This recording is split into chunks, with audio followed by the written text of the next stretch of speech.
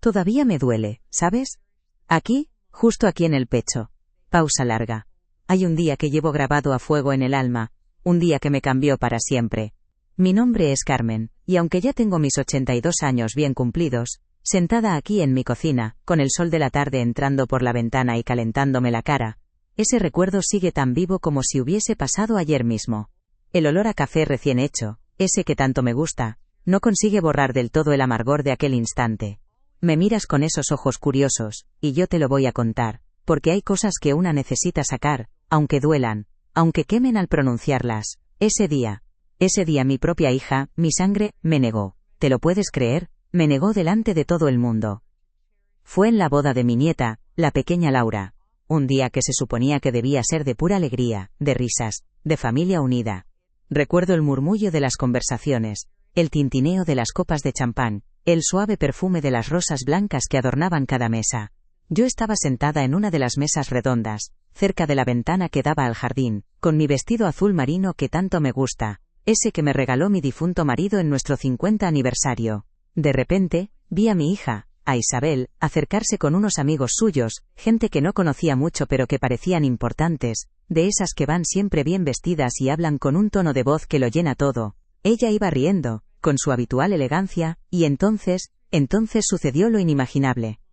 Una de esas señoras, con un collar de perlas que brillaba bajo las luces del salón, le preguntó algo sobre mí, sobre su madre, señalándome discretamente con la cabeza. Y lo que Isabel respondió, lo que dijo, me heló la sangre. ¿Mi madre? ¿O no? Ella es solo una conocida de la familia, una amiga cercana que hemos invitado por compromiso, dijo Isabel, con una sonrisa forzada, casi imperceptible, pero yo la vi. Sus ojos, esquivos, ni siquiera se atrevieron a cruzarse con los míos. El vaso de agua que tenía en la mano se me resbaló un poco, pero lo sujeté con fuerza, para que nadie notara mi temblor. El ruido de la música parecía amplificarse, y las voces a mi alrededor se convirtieron en un zumbido distante. Cada detalle se grabó en mi mente con una claridad dolorosa. Era como si el aire se hubiera vuelto denso, difícil de respirar, y solo existiéramos ella y yo en ese instante eterno de traición. No pude decir nada, ¿sabes? Me quedé allí, petrificada, con una punzada tan aguda que me cortó la respiración. Sentí como la sangre me subía a la cara, no de vergüenza por lo que los demás pudieran pensar, sino de una rabia contenida, de una incredulidad que me carcomía por dentro. ¿Una conocida? ¿Yo? La que le dio la vida, la que la crió con tanto amor, con tantos sacrificios, la que le enseñó a caminar y a leer, la que le cosió el vestido de primera comunión con sus propias manos. Nadie más pareció notarlo, por suerte, o quizá fingieron no hacerlo, inmersos en sus propias conversaciones y en el jolgorio de la celebración. El mundo siguió girando, la música siguió sonando, pero mi propio mundo se desmoronó en ese instante. Me sentí diminuta, transparente, como si de repente me hubiera vuelto invisible para mi propia hija. Un vacío inmenso se abrió en mi estómago, un frío que aún hoy puedo sentir con solo recordarlo. Y aquí estoy, años después, con el mismo sol calentándome la cara en esta cocina que ha sido testigo de tantas alegrías y tantas penas. Mira mis manos, arrugadas por el tiempo, pero aún capaces de preparar el mejor cocido del mundo, ¿verdad? Esas mismas manos que la arroparon de niña, que le secaron las lágrimas, que la sostuvieron cuando estaba enferma. Y aún así esa pregunta, ese ¿por qué lo hizo?, sigue resonando en cada rincón de mi cabeza, en cada latido de mi corazón. Me pregunto si ella alguna vez pensó en el dolor que me causó, en la herida que abrió, y que, a pesar de los años, sigue supurando. Es una carga pesada, hija, una carga que una madre no debería tener que llevar. Es como una espina clavada que no hay manera de sacar, por mucho que lo intente, y que me recuerda constantemente aquel día. ¿Sabes? A veces cierro los ojos y me veo de niña, corriendo por los campos de mi pueblo, ese pequeño rincón de Castilla donde el aire olía a tierra mojada y a tomillo silvestre. Las casas eran de piedra, con tejados viejos que el sol había tostado con los años, y siempre había un perro tumbado en la puerta, con la lengua fuera, indiferente al trajín. Mi familia era mi mundo entero. Mi padre, un hombre de pocas palabras pero de manos fuertes, que labraba la tierra desde el amanecer hasta que el sol se ponía, y mi madre el alma de la casa, siempre canturreando mientras amasaba el pan o zurcía calcetines. No teníamos mucho, no, pero teníamos algo que el dinero no puede comprar, la certeza de que siempre había un plato caliente y un abrazo sincero esperándote. Esa era la base de todo, la roca sobre la que se construía nuestra vida. Un amor sencillo pero tan profundo que parecía llenar cada grieta, cada esquina de nuestro humilde hogar. Éramos una piña, ¿me entiendes? Todos para uno y uno para todos. La vida en aquellos años era dura, muy dura, pero tenía su propia belleza, ¿verdad? Nos levantábamos con el gallo, cuando el cielo apenas empezaba a teñirse de rosa y el rocío aún cubría la hierba.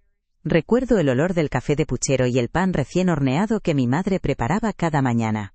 Un aroma que se colaba por cada habitación y te llamaba a la mesa.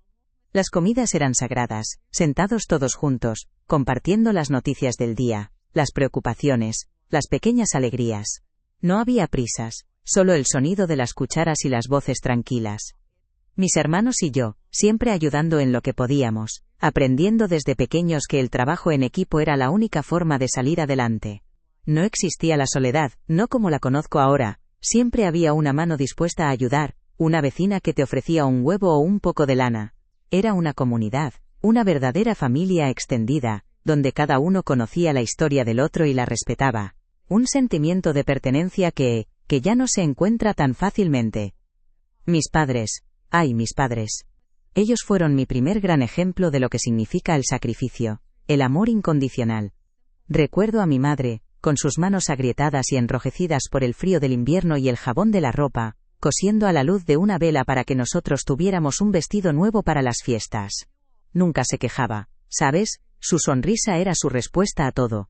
Y mi padre, volviendo del campo con la espalda doblada, pero siempre con una palabra amable, un caramelo escondido en el bolsillo para nosotros. Se privaban de tanto, de todo lo que podían, solo para que a nosotros no nos faltara lo esencial, para que tuviéramos un futuro mejor que el suyo. Nos inculcaron que la familia era lo primero, que el respeto se ganaba con hechos, no con palabras vacías. Esos valores, esas lecciones las llevo grabadas a fuego en el alma. Me enseñaron que el amor verdadero se demuestra en los pequeños gestos, en la entrega silenciosa, en estar ahí, siempre pase lo que pase. Y yo siempre creí en eso. Y luego llegó él, mi Manuel, un mozo apuesto, con una mirada que me hacía temblar las piernas y una risa que llenaba cualquier silencio.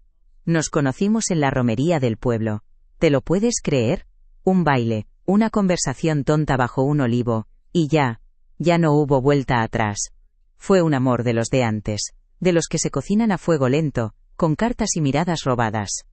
Nos casamos en la iglesia del pueblo, la misma donde me bautizaron, con los pocos ahorros que teníamos, pero con el corazón lleno de ilusiones.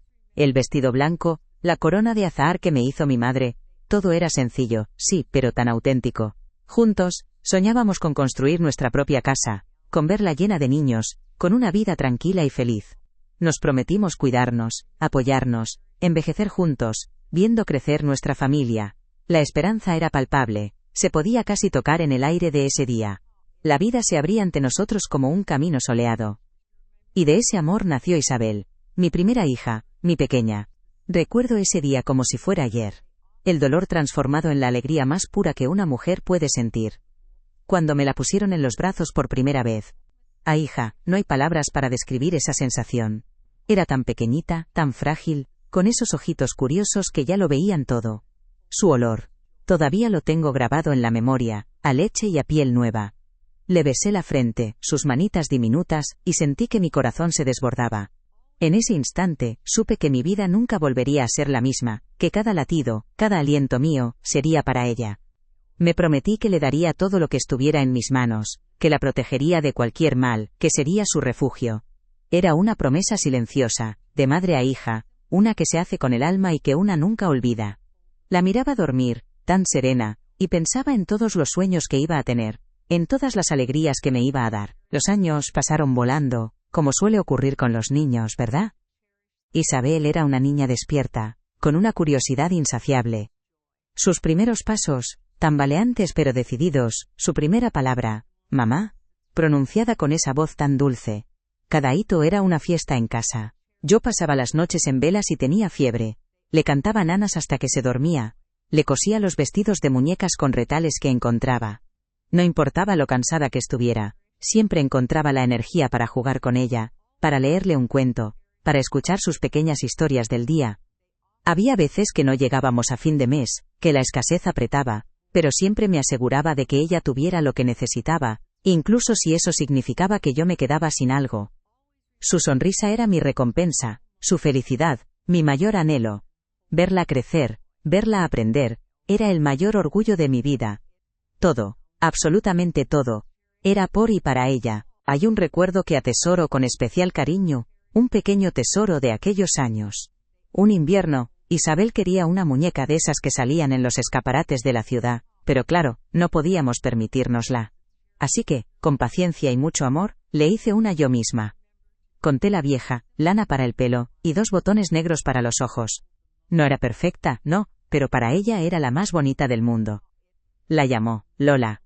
Recuerdo su cara de asombro cuando se la di, y luego, su abrazo apretado, con esa fuerza infantil que te llega al alma. Gracias, mamá, me dijo, y en sus ojos vi una gratitud tan pura que se me saltaron las lágrimas.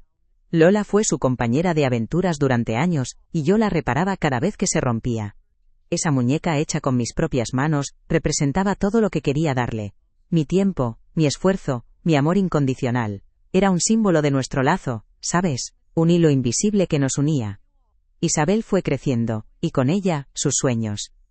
Era una estudiante brillante, siempre con un libro en la mano, con ganas de saber más, de ir más allá de los límites del pueblo. Quería estudiar, y yo, a pesar de las dificultades económicas, hice todo lo posible para que pudiera hacerlo. Recuerdo las noches en que le ayudaba con los deberes, aunque yo apenas hubiera tenido la oportunidad de estudiar. Sus aspiraciones eran mis aspiraciones. A veces chocábamos, como todas las madres e hijas, sobre todo en la adolescencia, con sus rebeldías y sus ganas de volar. Pero incluso en esos momentos de tensión, sabía que el amor estaba ahí, intacto. Hablábamos horas, a veces riendo, a veces discutiendo, pero siempre terminábamos con un abrazo. Verla convertirse en la mujer inteligente y ambiciosa que es hoy. Eso me llenaba de un orgullo inmenso. Pensaba, mi hija va a llegar lejos, va a tener una vida que yo nunca pude soñar. Cuando Isabel se fue a la ciudad para estudiar, fue un día agridulce. Por un lado,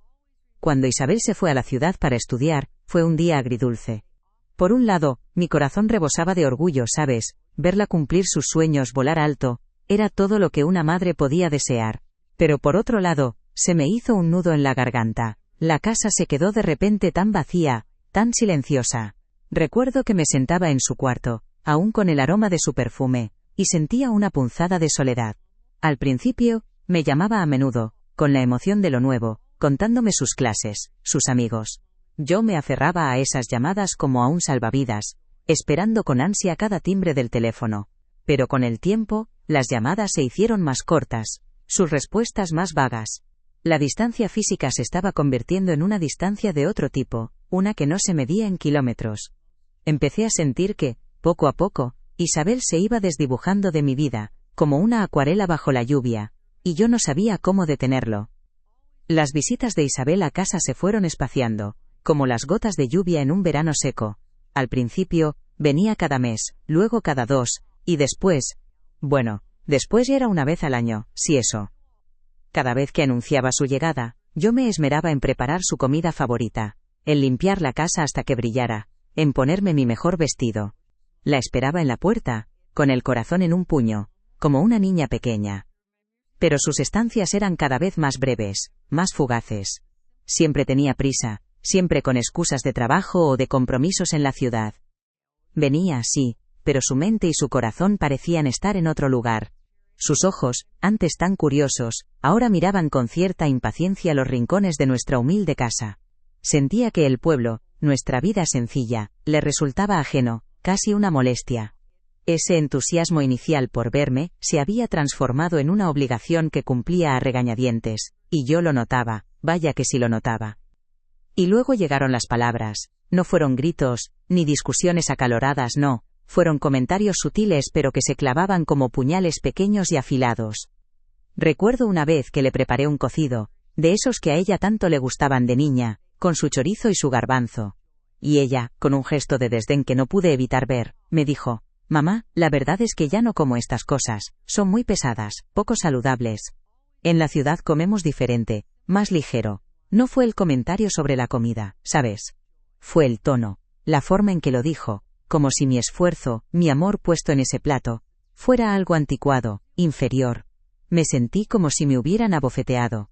Intenté disimular mi dolor, pero la punzada se quedó ahí, en el pecho, quemando. Era como si cada vez que abría la boca, me recordara lo mucho que nos habíamos distanciado, lo poco que valoraba ya mi mundo, mi forma de ser. El pueblo, que antes era nuestro refugio, empezó a sentirse como un espejo que me devolvía mi propia pena. La gente, sabes, no es tonta. Las vecinas, con sus miradas compasivas, sus preguntas veladas. Carmen, ¿y tú, Isabel? Hace mucho que no la vemos por aquí. Yo intentaba poner buena cara, inventar excusas, decir que estaba muy ocupada, que su trabajo en la ciudad era muy exigente, pero en el fondo, sentía la vergüenza, no por ella, sino por mí misma, por no entender que había hecho mal para que mi propia hija me tratara así. La soledad se fue haciendo más profunda, más palpable. Antes, cuando Isabel vivía aquí, la casa estaba llena de risas, de vida. Ahora, solo había silencio, y el eco de aquellas preguntas. El qué dirán, aunque yo siempre he dicho que no me importa, empezó a doler, porque venía envuelto en una pena que no podía compartir del todo con nadie. Los cumpleaños, las navidades, las fiestas del pueblo, esos días que antes eran sinónimo de reunión familiar, se convirtieron en un recordatorio constante de su ausencia. Lo siento, mamá, tengo un compromiso ineludible, este año me toca trabajar, es que no puedo dejarlo todo así como así. Las excusas se acumulaban, y mi corazón se encogía con cada una de ellas. Yo seguía preparando su plato favorito por si acaso, por la esperanza de que, de repente, apareciera por la puerta. Pero la silla vacía en la mesa era cada vez más evidente. Un fantasma que se sentaba con nosotros. Intentaba mantener la alegría, por los demás, por mi difunto Manuel, que tanto amaba estas celebraciones, pero una parte de mí se apagaba. Las risas de los demás se me antojaban lejanas, y el ambiente festivo se teñía de melancolía. Era como si cada celebración sin ella me recordara que una parte de mi familia ya no estaba, que se había ido sin decir adiós del todo. Las llamadas telefónicas, que antes eran mi pequeño consuelo, se volvieron una fuente de ansiedad. Cada vez que marcaba su número, sentía un nudo en el estómago. ¿Interrumpo algo?, preguntaba yo casi siempre. Y su respuesta, a menudo con un suspiro o un «estoy un poco liada, mamá», me helaba la sangre. Intentaba contarle las novedades del pueblo, los chismorreos de las vecinas, las flores que había plantado en el jardín. Pero ella parecía distraída, impaciente, como si mis pequeñas historias fueran trivialidades que le robaban un tiempo precioso. Sentía que no me escuchaba de verdad, que solo esperaba a que terminara para poder colgar. Poco a poco dejé de llamarla tan a menudo. No quería ser una carga, no quería sentir de nuevo esa punzada de rechazo. El silencio se hizo nuestro lenguaje, un silencio doloroso que decía más que 1000 palabras. Un silencio que ahogaba cualquier atisbo de conexión. Hubo una vez que me invitó a su nuevo piso en la ciudad, un apartamento moderno, con muebles de diseño y unas vistas impresionantes. Yo fui con mi mejor vestido, el que me había regalado Manuel, y le llevé un tarro de mermelada casera, de fresas de nuestra huerta. Ella me recibió con una sonrisa forzada, y sus amigos, gente elegante y ruidosa, me miraban con una curiosidad que me hacía sentir como un bicho raro. Isabel, en un momento dado, me dijo en voz baja: «Mamá, ¿por qué no te pones algo más moderno? Ese vestido es un poco de pueblo». La mermelada, mi pequeño gesto de amor, la dejó en un rincón de la cocina, casi escondida. Me sentí fuera de lugar, como una pieza de otro puzzle. El brillo de la ciudad, el lujo de su vida, me recordaba lo lejos que estábamos, no solo geográficamente, sino en cada fibra de nuestro ser. Era como si mi presencia allí fuera una mancha, un recordatorio de un pasado que ella prefería olvidar. Con sus amigos Isabel solía hablar de lo aburrida que era la vida en el pueblo, de lo anticuadas que eran ciertas costumbres. Yo la escuchaba en silencio, sintiendo cómo esas palabras, que parecían inocentes, me herían profundamente. Era como si renegara de sus raíces, de todo lo que la había formado. Sus amigos asentían, riendo, y ella se unía a esas risas, sin darse cuenta del dolor que me causaba. Yo intentaba defender mi forma de vida, mis valores, pero ¿cómo se defiende uno de su propia hija? Era una batalla perdida. Me sentía juzgada, no solo por ellos, sino por ella misma. Era un choque de mundos, sí, pero uno en el que el mío siempre salía perdiendo. Ella quería volar alto, y yo sentía que mi presencia, mi historia, la anclaba al suelo. Y esa idea, esa creencia suya, fue lo que más me dolió. Recuerdo una Navidad en particular, la primera en la que Isabel no volvió a casa. La excusa fue un viaje de trabajo, una oportunidad única que no podía rechazar. Yo intenté ser fuerte, preparar la cena como siempre, poner el Belén, cantar villancicos. Pero la mesa estaba demasiado grande, el silencio demasiado ensordecedor. Me senté sola en el salón, con las luces del árbol parpadeando, y sentí un frío que no tenía nada que ver con el invierno. Las lágrimas, que había intentado contener durante todo el día, se desbordaron por fin. Era una soledad tan profunda, tan desoladora, que me dolía hasta el alma. Me sentía abandonada, olvidada, como un mueble viejo en un desván. Esa noche el espíritu navideño se rompió en 1000 pedazos para mí. Fue la primera vez que sentí que había perdido a mi hija de una manera que no comprendía. Una pérdida sin muerte pero igual de demoledora. Intenté buscar consuelo, ¿sabes? Hablé con mi amiga, la Puri, la del Ultramarinos, que siempre ha sido como una hermana para mí. Le conté mis penas, con la voz entrecortada. Ella, con su habitual bondad, me dijo: «Ay, Carmen, los hijos son así, vuelan, hacen su vida. No te lo tomes a pecho». Sus palabras eran bien intencionadas, lo sé, pero no me aliviaron. ¿Cómo no me lo iba a tomar a pecho? Era mi hija, mi sangre, el pedazo de mi alma que caminaba por el mundo. Sentí que nadie podía entender la magnitud de mi dolor. Esa herida abierta que no cicatrizaba. Era una carga que tenía que llevar sola. Una pena que se enquistaba cada día un poco más. La vergüenza, esa compañera silenciosa, me impedía abrirme del todo, mostrar la verdadera profundidad de mi herida. Me encerré en mí misma, con mi dolor como único confidente. Y entonces, un día, llegó la noticia. Isabel estaba embarazada, mi nieta. Sentí un rayo de esperanza, una alegría inmensa que me hizo creer que quizás, con la llegada de un bebé, Isabel y yo podríamos volver a acercarnos. Pensé que la maternidad cambiaría su perspectiva, que entendería el amor incondicional que una madre siente. Me imaginaba ya arrullando a mi nieta, contándole cuentos, enseñándole a hacer ganchillo, como mi madre me enseñó a mí. Mis sueños se llenaron de risas de bebé, de pañales, de ese olor a polvos de talco que tanto me gusta. Era un nuevo comienzo, una oportunidad para sanar las heridas, para reconstruir ese puente que se había roto entre nosotras. La idea de ser abuela me llenaba de una ilusión que no había sentido en mucho tiempo, una luz al final de ese túnel de soledad y tristeza. Pero esa esperanza, hija, se fue desvaneciendo poco a poco. Isabel me permitió ver a Laura, sí, pero siempre bajo sus propias condiciones, como si yo fuera una visita más, no la abuela. Las visitas eran cortas, a menudo con Isabel presente, interrumpiéndonos, corrigiéndome si intentaba darle un caramelo, o contarle una historia. Sentí que me vigilaba, que no confiaba en mí. Era como si pusiera una barrera invisible entre Laura y yo, una pared de cristal que me permitía verla, pero no tocarla del todo. Mi corazón se encogía cada vez que Isabel me decía: «Mamá, no la mimes tanto, o no le cuentes esas historias antiguas». Quería ser la abuela amorosa que siempre soñé, pero me sentía como una intrusa en la vida de mi propia nieta. La pena de no poder abrazarla, de no poder mimarla como yo quería, era un tormento silencioso. Recuerdo la fiesta del primer cumpleaños de Laura. Yo había pasado días tejiéndole un gorrito de lana, con mis propias manos. Con todo el amor de mi corazón, llegué al salón de fiestas, lleno de gente que no conocía, y busqué a Isabel con la mirada. Ella estaba rodeada de sus amigos, riendo, y cuando me vio, solo me hizo un gesto con la cabeza. Cuando una de sus amigas le preguntó quién era yo, Isabel respondió, con una sonrisa tensa: «Oh, es una amiga de la familia, que vino a ayudarnos con algunas cosas». Mi gorrito, mi regalo, lo dejó a un lado, casi escondido. Laura, mi nieta, me miró con sus ojitos curiosos, pero Isabel la apartó suavemente. Me sentí completamente invisible, como si no existiera. La música, las risas, todo se volvió un murmullo distante. Era como si mi presencia allí fuera una vergüenza para ella, un recordatorio de algo que quería ocultar.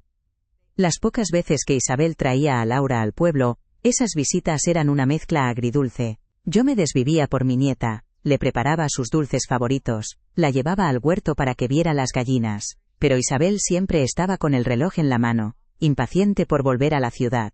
«Mamá, ya nos tenemos que ir. Laura tiene sus actividades», decía, con un tono que no admitía réplica. Sentía que cada visita era una obligación que cumplía, un favor que me hacía, y no un encuentro de amor familiar. No había espontaneidad, no había la calidez que yo anhelaba. La veía marcharse en el coche, con Laura en el asiento trasero, y sentía un vacío inmenso. Era como si me dejara migajas de su tiempo, y yo, hambrienta de su afecto, las recogía con dolor. La sensación de ser un deber, y no un querer, me carcomía por dentro. Con el tiempo, empecé a sentir una rabia sorda, una amargura que intentaba reprimir, pero que a veces me desbordaba. ¿Por qué, Isabel? ¿Por qué me hacías esto? Intentaba convencerme de que no era personal, que ella estaba ocupada, que su vida era diferente. Pero el corazón, hija, el corazón no entiende de razones. Sentí como una capa de hielo se iba formando alrededor de mi alma, un mecanismo de defensa para no seguir sufriendo. Empecé a guardar las distancias yo también, a no esperar tanto, a no ilusionarme con cada llamada. Era una forma de protegerme, de no dejar que su rechazo me destrozara por completo. Pero esa protección venía con un precio. La sensación de que poco a poco, estaba perdiendo no solo a mi hija, sino también una parte de mí misma. Esa parte que siempre había creído en el amor incondicional y en la fuerza inquebrantable de la familia. Y entonces llegó la boda de Laura. Ese día, el que te conté al principio, el día en que Isabel me negó delante de todo el mundo, no fue un incidente aislado, ¿sabes? Fue la culminación, el golpe final, después de años de pequeñas heridas, de rechazos sutiles, de distancias crecientes. Fue como si cada una de esas punzadas se hubiera acumulado, y en ese instante, en ese salón lleno de gente, explotara en una verdad cruel y pública. La frase, solo una conocida de la familia, no solo me impactó por su crueldad, sino porque resumía años de un lento y doloroso abandono. No fue una sorpresa total, no. Fue la confirmación de lo que mi corazón ya sabía, pero que mi mente se negaba a aceptar. Fue la herida abierta, expuesta a la luz del día, sin posibilidad de esconderla, de disimularla. El dolor fue tan intenso que sentí que el aire se me escapaba de los pulmones. Después de aquello, no recuerdo cómo volví a casa. El viaje fue una niebla, los ruidos del coche, el paisaje que pasaba por la ventana, todo era irreal. Solo existía la punzada en mi pecho, ese vacío inmenso. Me sentía como un barco a la deriva, sin ancla, sin rumbo. La pregunta, ¿qué he hecho mal?, resonaba en mi cabeza una y otra vez, como un eco cruel. No había respuestas, solo un silencio ensordecedor. La traición de mi hija, mi propia sangre, me había dejado completamente desamparada. Me acosté en la cama, en la oscuridad, y sentí que la soledad me abrazaba con fuerza, una soledad tan profunda que nunca antes la había experimentado. Era como si el mundo entero se hubiera desvanecido, dejándome sola con mi dolor, con la imagen de su sonrisa forzada y sus ojos esquivos. Esa noche, hija, fue la más oscura de mi vida. Me quedé en vela viendo cómo la luna se colaba por la ventana, y sentía que mi corazón estaba roto en 1000 pedazos. No había consuelo, no había escapatoria. Me había acostumbrado a la distancia, a las ausencias, a las palabras frías, pero esto era diferente. Era una negación total, una expulsión de su vida. La esperanza, por pequeña que fuera, de que algún día Isabel volviera a ser mi hija, la que yo había criado con tanto amor, se extinguió por completo. Me di cuenta de que la había perdido, no a la muerte, sino a algo mucho peor, a la indiferencia, a la vergüenza de sus orígenes. Y esa noche, en la quietud de mi habitación, sentí una soledad tan absoluta, tan inmensa, que me pareció que nunca más volvería a sentir el calor de un abrazo verdadero. Estaba sola, completamente sola en el mundo. Esa noche, hija, fue la más oscura de mi vida. Me quedé en vela, viendo cómo la luna se colaba por la ventana, y sentía que mi corazón estaba roto en 1000 pedazos. No había consuelo, no había escapatoria. Me había acostumbrado a la distancia, a las ausencias, a las palabras frías, pero esto era diferente. Era una negación total, una expulsión de su vida. La esperanza, por pequeña que fuera, de que algún día Isabel volviera a ser mi hija, la que yo había criado con tanto amor, se extinguió por completo. Me di cuenta de que la había perdido, no a la muerte, sino a algo mucho peor, a la indiferencia, a la vergüenza de sus orígenes. Y esa noche, en la quietud de mi habitación, sentí una soledad tan absoluta, tan inmensa, que me pareció que nunca más volvería a sentir el calor de un abrazo verdadero. Estaba sola, completamente sola en el mundo. Pero sabes, justo cuando una piensa que ya no le queda nada, que el dolor lo ha consumido todo, la vida, a veces, te guarda una pequeña sorpresa, un pequeño resquicio de luz. Fue a la mañana siguiente, con los ojos hinchados y el alma en carne viva. Mientras ordenaba unos viejos papeles en el altillo, buscando quizás algún recuerdo que me diera consuelo, tropecé con una caja de madera de olivo, de esas que mi padre tallaba en sus ratos libres. Olía a polvo y a tiempo, y al abrirla, entre viejas fotografías y cartas amarillentas de mi Manuel, encontré un sobre grueso, sellado con cera. Era de mi abuelo, un hombre al que apenas recordaba, un campesino austero, de pocas palabras y mirada profunda, que siempre llevaba el mismo sombrero de paja. Su letra, ya casi ilegible, me decía que aquel sobre guardaba el verdadero tesoro de nuestra familia. Dentro, había un viejo pergamino, un título de propiedad. Era una pequeña finca, un olivar centenario que mi abuelo había comprado con el sudor de su frente, piedra a piedra, y que había pasado de generación en generación. Siempre estuvo ahí, a las afueras del pueblo, un terreno que nadie valoraba demasiado, que solo daba unas pocas aceitunas cada año. Mi padre me lo entregó cuando me casé, con la condición de que nunca lo vendiera, de que lo guardara como un secreto. Para cuando las cosas se pongan feas, hija, para que nunca te falte un pedazo de tierra bajo los pies, me dijo. Yo lo había guardado, sí, con el respeto que se le tiene a las cosas de los mayores, pero sin darle mayor importancia. Era un pedazo de tierra más, una reliquia, un recuerdo de nuestros orígenes. Lo mantuve en secreto por muchas razones, ¿sabes? Primero porque era una promesa a mi padre. Él me enseñó que la verdadera riqueza no se exhibe, sino que se guarda con celo. Además, en aquellos tiempos tener un trozo de tierra más no significaba gran cosa, éramos humildes, y una finca pequeña no nos iba a sacar de pobres. No quería que Manuel se sintiera menos, o que pensara que yo desconfiaba de su capacidad para proveer. Y, sobre todo, porque nunca lo vi como algo de lo que presumir. Era simplemente nuestro, una parte de nuestra historia, de nuestro sudor, de esa conexión inquebrantable con la tierra que tanto valorábamos. Un pequeño ancla, sí, pero tan discreta que casi se olvidaba su existencia, incluso para mí misma. La verdad es que, durante años, apenas me acordaba de aquel olivar. Las aceitunas las recogíamos entre todos, a veces las vendíamos, a veces las llevábamos a la almazara del pueblo para nuestro propio aceite. Era una costumbre, una tarea más en la lista de quehaceres del campo, no un tesoro oculto. Mis padres, en su infinita sabiduría, nunca le dieron un valor monetario, sino sentimental, de arraigo. La tierra es la madre que nunca te falla, me decía mi madre, mientras trabajábamos bajo el sol. Esa era la lección. Isabel, por supuesto, nunca supo de esto. Para ella, éramos la familia humilde del pueblo, sin grandes propiedades, sin futuro, más allá de la vida rural que ella tanto despreciaba. Me veía como una mujer sencilla, sin ambición, sin nada que ofrecer al mundo moderno, en el que ella quería brillar. Mientras Isabel se esforzaba por ascender en la ciudad, por impresionar a sus amigos con un apartamento moderno y un estilo de vida sofisticado, yo seguía en mi pueblo, cultivando mi pequeño huerto, cuidando mis gallinas. Ella me veía como un ancla al pasado, a una vida que consideraba aburrida y anticuada, sin darse cuenta de que, en silencio, yo poseía algo que, para muchos, era el epítice de la estabilidad y la riqueza. Esa pequeña finca, con sus olivos retorcidos por el tiempo, era mi secreto mejor guardado, mi fortaleza silenciosa. Para ella, yo era solo una mujer mayor, aferrada a sus costumbres, sin nada que aportar a su nueva y brillante vida. Pero bajo esa apariencia de simplicidad, había una verdad que nadie sospechaba, ni siquiera mi propia hija. El tiempo, hija, es un maestro implacable. Pasaron los años, y lo que era un simple olivar, un terreno más en el campo, empezó a cobrar un valor inesperado. La ciudad creció, se expandió como una mancha de aceite, y los terrenos cercanos al pueblo, especialmente aquellos con acceso a carreteras o con vistas, se volvieron muy codiciados. Un día, hace apenas unos meses, mientras yo estaba en casa con mis quehaceres, un abogado del pueblo vecino llamó a mi puerta.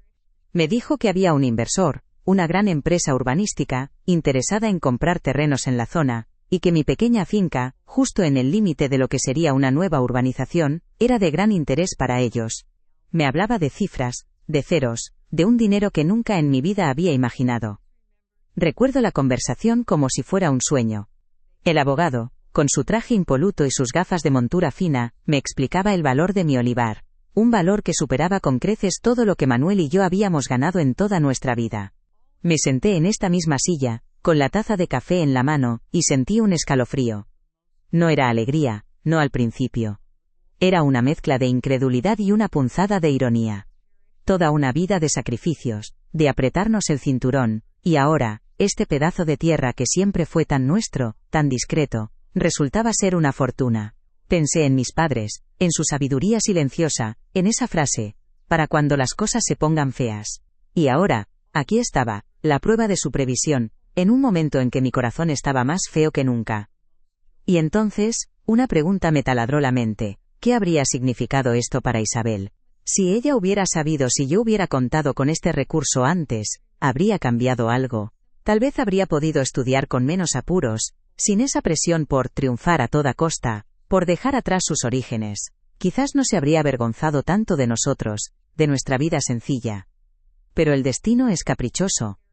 Nunca lo supo, nunca lo necesité de esa forma, y ella, en su afán por volar alto, nunca miró hacia atrás lo suficiente como para darse cuenta de lo que había en la tierra que la vio nacer.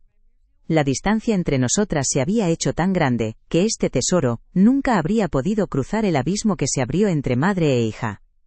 El verdadero valor de este olivar, hija, no es el dinero que ahora representa, no, es la dignidad. Es la certeza de que, a pesar de todo lo que Isabel pudiera pensar, yo no era una carga, ni una conocida por compromiso. Yo tenía mis propias raíces, mi propia fuerza, mi propio cimiento. Me sentí, por primera vez en mucho tiempo, con una quietud interior, con una paz que el rechazo de mi hija no podía tocar. Mis padres me enseñaron a ser independiente, a no depender de nadie, y este olivar era el testamento silencioso de esa lección. Es como si me hubieran dado un escudo invisible, una armadura para el alma que me protegía de las heridas más profundas. Una mujer de pueblo, sí, pero con una riqueza que trascendía lo material, una riqueza de espíritu y de raíces. Isabel siempre buscó el reconocimiento en el brillo de la ciudad, en los aplausos de gente que apenas conocía, en una vida de apariencias. Mientras tanto yo, en mi humilde cocina, con mis manos marcadas por el trabajo y el tiempo, poseía una verdad que ella nunca valoró, porque estaba envuelta en la sencillez de la tierra. Ella quería ser moderna, sofisticada, y yo era la representación de lo que ella consideraba antiguo. ¡Qué ironía! Ella, que voló tan lejos, que se desprendió de todo lo que la ataba a sus orígenes, nunca imaginó que esos mismos orígenes guardaban una promesa, una seguridad que habría podido darle sin pedir nada a cambio. Su desprecio por el campo, por nuestra vida, la cegeó con acento agudo a una realidad que estaba justo bajo sus pies. Decidí que, por ahora, este secreto seguiría siendo mío. No es venganza, no es rencor, es simplemente mi refugio. Después de la boda de Laura, después de su negación, comprendí que hay batallas que una no debe librar, y verdades que no necesitan ser gritadas para ser reales. Este olivar, ahora tan valioso, es mi silencio, mi respuesta sin palabras a años de desprecio. No lo usaré para impresionarla, ni para reprocharle nada. Es mi propia independencia, mi libertad. Es la certeza de que, a pesar de la soledad que a veces me invade, no estoy desamparada. Es mi último asidero, el que me permite mirar el futuro con una serenidad que creí haber perdido para siempre. Esta revelación me dio una fuerza inesperada, ¿sabes? Una fortaleza que no es de músculos sino de espíritu. Me permite sentarme aquí, en mi cocina, mirar el sol de la tarde y recordar aquel día de la boda sin que el dolor me consuma por completo. Sí, todavía duele, la herida sigue ahí, pero ya no me define. Ahora sé que mi valía no depende de la aprobación de mi hija, ni de lo que los demás piensen. Mi valía está en esta tierra que me vio nacer, en las lecciones de mis padres, en la fuerza que siempre llevé dentro, aunque nadie la viera, ni siquiera yo misma del todo. Es como si una parte de mí, que había estado dormida, hubiera despertado, más fuerte y más sabia. Mis padres siempre me enseñaron que el verdadero tesoro no es lo que se tiene, sino lo que se es. Y este olivar que parecía tan insignificante en su momento, es la prueba de su sabiduría, de su visión, es la herencia de la humildad, de la persistencia, de saber que la tierra, si la cuidas, siempre te devuelve algo. No es solo un pedazo de tierra, es un símbolo de resiliencia, de la capacidad de una mujer de pueblo para sobrevivir y, a su manera, prosperar, a pesar de las adversidades y del desprecio. Es el eco de sus voces, el calor de sus abrazos, la promesa de que, pase lo que pase, siempre tendré un lugar al que pertenecer, un lugar donde mis raíces están firmemente ancladas. Así que aquí estoy, hija, con mi taza de té y mi olivar secreto, mirando el sol de la tarde. La vida, ¿quién lo diría? Sigue trayendo sorpresas, incluso para una anciana como yo. Y este secreto, esta verdad oculta, me ha enseñado que el valor de una persona no se mide por el brillo de sus posesiones, o por el reconocimiento de los demás, sino por la fuerza de su espíritu y la profundidad de sus raíces. Me miro las manos. Ya no solo veo arrugas, sino la historia de una vida, de un amor, de una fortaleza que nadie pudo quitarme. Y me pregunto, ¿crees que Isabel algún día ¿Se dará cuenta de lo que perdió al despreciar aquello que la hizo ser quien es?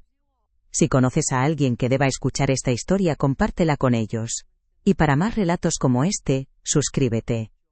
Pero, ¿sabes? Justo cuando una piensa que ya no le queda nada, que el dolor lo ha consumido todo, la vida, a veces, te guarda una pequeña sorpresa, un pequeño resquicio de luz. Fue a la mañana siguiente, con los ojos hinchados y el alma en carne viva.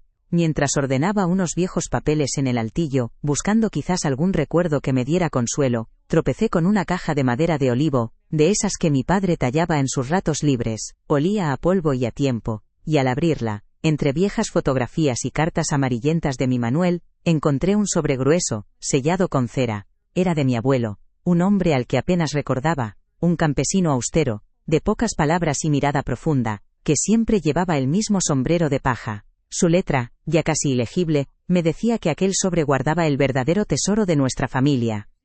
Dentro, había un viejo pergamino, un título de propiedad. Era una pequeña finca, un olivar centenario que mi abuelo había comprado con el sudor de su frente, piedra a piedra, y que había pasado de generación en generación. Siempre estuvo ahí, a las afueras del pueblo, un terreno que nadie valoraba demasiado, que solo daba unas pocas aceitunas cada año. Mi padre me lo entregó cuando me casé, con la condición de que nunca lo vendiera, de que lo guardara como un secreto, para cuando las cosas se pongan feas, hija, para que nunca te falte un pedazo de tierra bajo los pies, me dijo. Yo lo había guardado, sí, con el respeto que se le tiene a las cosas de los mayores, pero sin darle mayor importancia. Era un pedazo de tierra más, una reliquia, un recuerdo de nuestros orígenes. Lo mantuve en secreto por muchas razones, ¿sabes? Primero porque era una promesa a mi padre.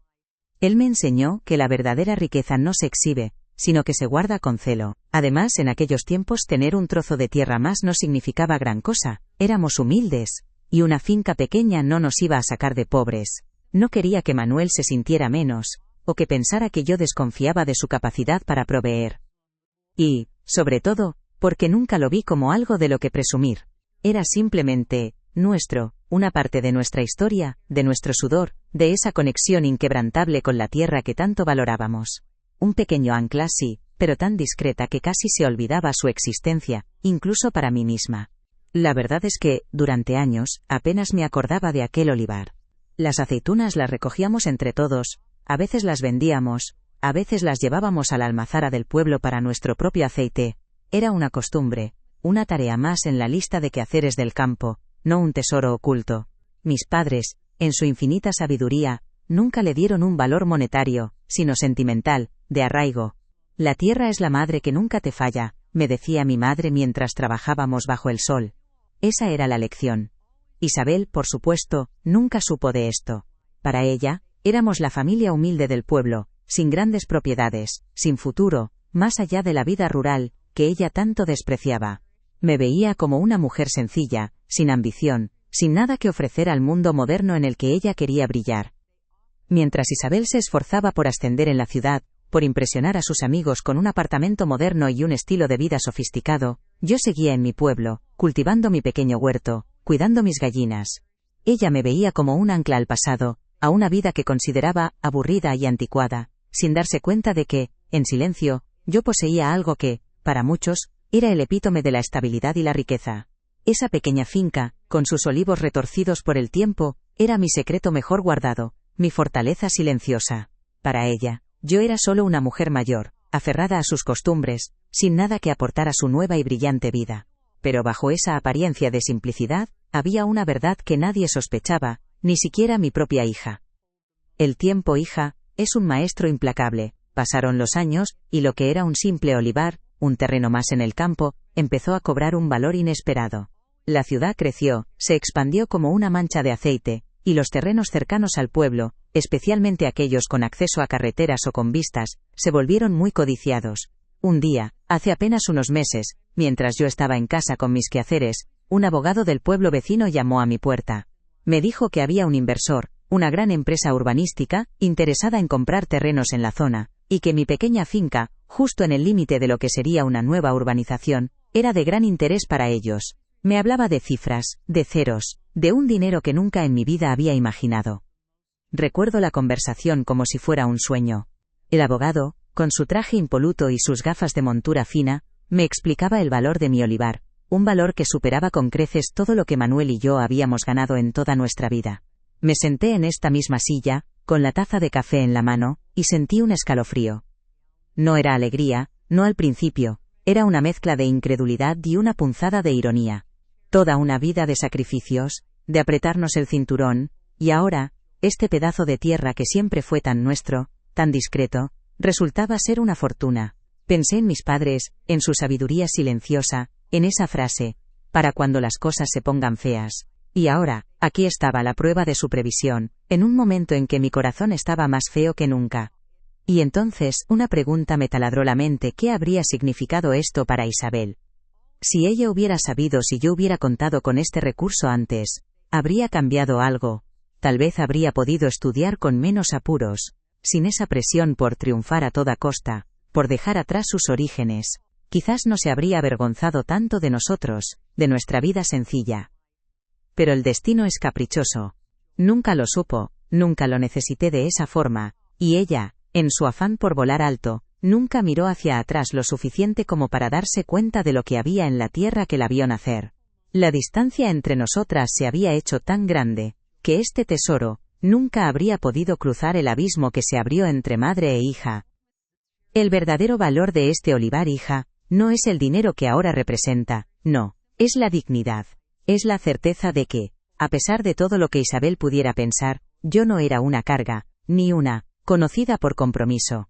Yo tenía mis propias raíces, mi propia fuerza, mi propio cimiento. Me sentí por primera vez en mucho tiempo, con una quietud interior, con una paz que el rechazo de mi hija no podía tocar. Mis padres me enseñaron a ser independiente, a no depender de nadie, y este olivar era el testamento silencioso de esa lección. Es como si me hubieran dado un escudo invisible, una armadura para el alma que me protegía de las heridas más profundas.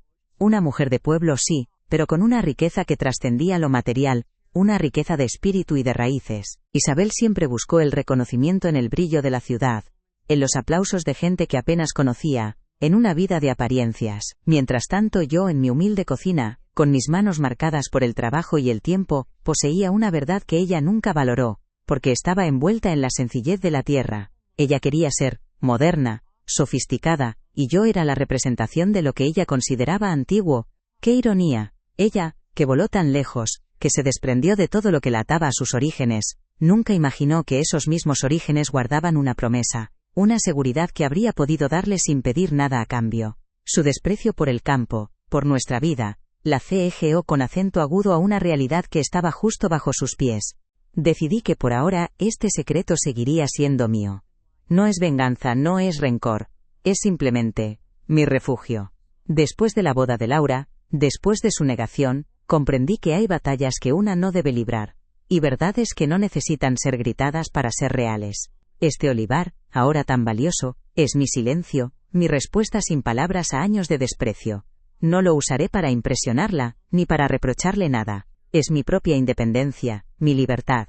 Es la certeza de que, a pesar de la soledad que a veces me invade, no estoy desamparada. Es mi último asidero, el que me permite mirar el futuro con una serenidad que creí haber perdido para siempre. Esta revelación me dio una fuerza inesperada, ¿sabes? Una fortaleza que no es de músculos sino de espíritu.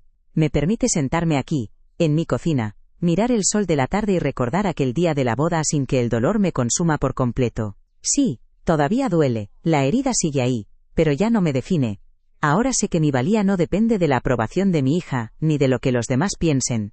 Mi valía está en esta tierra que me vio nacer, en las lecciones de mis padres, en la fuerza que siempre llevé dentro, aunque nadie la viera, ni siquiera yo misma del todo. Es como si una parte de mí, que había estado dormida, hubiera despertado, más fuerte y más sabia. Mis padres siempre me enseñaron que el verdadero tesoro no es lo que se tiene sino lo que se es. Y este olivar que parecía tan insignificante en su momento, es la prueba de su sabiduría, de su visión, es la herencia de la humildad, de la persistencia, de saber que la tierra, si la cuidas, siempre te devuelve algo. No es solo un pedazo de tierra, es un símbolo de resiliencia, de la capacidad de una mujer de pueblo para sobrevivir y, a su manera, prosperar, a pesar de las adversidades y del desprecio. Es el eco de sus voces, el calor de sus abrazos, la promesa de que, pase lo que pase, siempre tendré un lugar al que pertenecer, un lugar donde mis raíces están firmemente ancladas. Así que aquí estoy, hija, con mi taza de té y mi olivar secreto, mirando el sol de la tarde. La vida, ¿quién lo diría?, sigue trayendo sorpresas, incluso para una anciana como yo.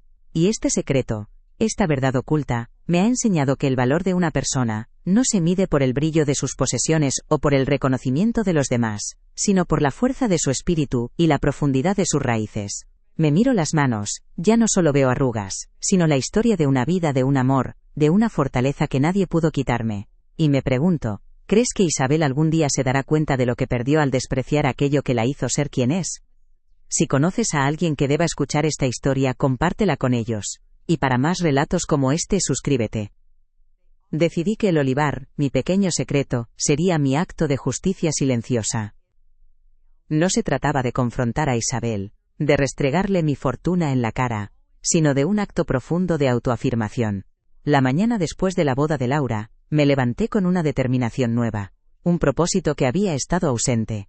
Fui al ayuntamiento, no para vender, sino para asegurarme de que todos los papeles estuvieran en orden, que mi propiedad fuera innegable, intocable. Era un proceso administrativo, sí, pero para mí era un ritual sagrado. Cada documento firmado era un eslabón en la cadena de mi dignidad recuperada. No busqué a nadie para contárselo, ni siquiera a la Puri. Esta fuerza, esta certeza, era mía y solo mía. Era el escudo que mis padres me habían forjado sin saberlo, y yo por fin lo había encontrado y me lo había puesto. Después de arreglar los papeles fui al olivar. El sol de la mañana se filtraba entre las hojas plateadas de los olivos, y el aire olía a tierra mojada y a algo antiguo, a historia. Caminé entre los árboles retorcidos con mis manos arrugadas rozando los troncos rugosos. Sentí la energía de la tierra bajo mis pies, una conexión profunda con mis ancestros, con mi padre, que me había confiado este tesoro. Me senté bajo el olivo más viejo, el que tenía el tronco más grueso, y me permití llorar un poco, no de tristeza, sino de alivio, de liberación. Era como si la tierra misma me abrazara, me dijera que no estaba sola. Le susurré una promesa al viento: cuidaría este lugar, lo honraría, y a través de él, honraría mis raíces y la mujer fuerte que siempre fui, aunque a veces lo olvidara. Las consecuencias fueron inmediatas, aunque invisibles para el mundo exterior. La punzada en el pecho, ese frío que Isabel me había dejado, no desapareció del todo, pero se hizo más manejable, como una cicatriz que a veces pica, pero ya no sangra. Sentí una quietud interior, una paz que no había experimentado en años. La vergüenza que me carcomía se disipó, reemplazada por una dignidad silenciosa. Ya no me importaba lo que Isabel pensara, ni cómo me presentara a sus amigos. Yo sabía quién era y lo que valía. Mis conversaciones con las vecinas, antes llenas de excusas veladas, ahora eran más sinceras, más ligeras. Ya no me sentía la madre abandonada, sino la mujer arraigada, la que tenía su propio lugar en el mundo, un lugar sólido e inquebrantable. En la práctica, el olivar me dio una seguridad impensable. No necesité venderlo, pero saber que estaba ahí, que era mío, me liberó de cualquier temor al futuro. Podría vivir tranquila, sin preocuparme por ser una carga para nadie, ni para Isabel ni para nadie más. Mi espíritu se elevó. Me permití pequeños caprichos, cosas que antes me negaba. Empecé a plantar más flores en mi jardín, a hornear más pan para los vecinos, a disfrutar de cada atardecer con una taza de té. Era como si mi vida se hubiera llenado de un nuevo propósito, de una dulzura que creí haber perdido. El olivar no era solo dinero, era la manifestación física de mi independencia, de mi resiliencia, de la sabiduría de mis padres que me protegía incluso más allá de la tumba. Así que aquí estoy, hija, con mi taza de té y mi olivar secreto, mirando el sol de la tarde. La vida, ¿quién lo diría?, sigue trayendo sorpresas, incluso para una anciana como yo. Y este secreto, esta verdad oculta, me ha enseñado que el valor de una persona no se mide por el brillo de sus posesiones o por el reconocimiento de los demás, sino por la fuerza de su espíritu y la profundidad de sus raíces. Me miro las manos, ya no solo veo arrugas, sino la historia de una vida, de un amor, de una fortaleza que nadie pudo quitarme. Y me pregunto, ¿crees que Isabel algún día se dará cuenta de lo que perdió al despreciar aquello que la hizo ser quien es, y al negar la riqueza, no solo material sino espiritual, que siempre tuvo a su alcance? Si esta historia te ha tocado el corazón, compártela con quienes creas que deben escucharla, y para más relatos como este, suscríbete.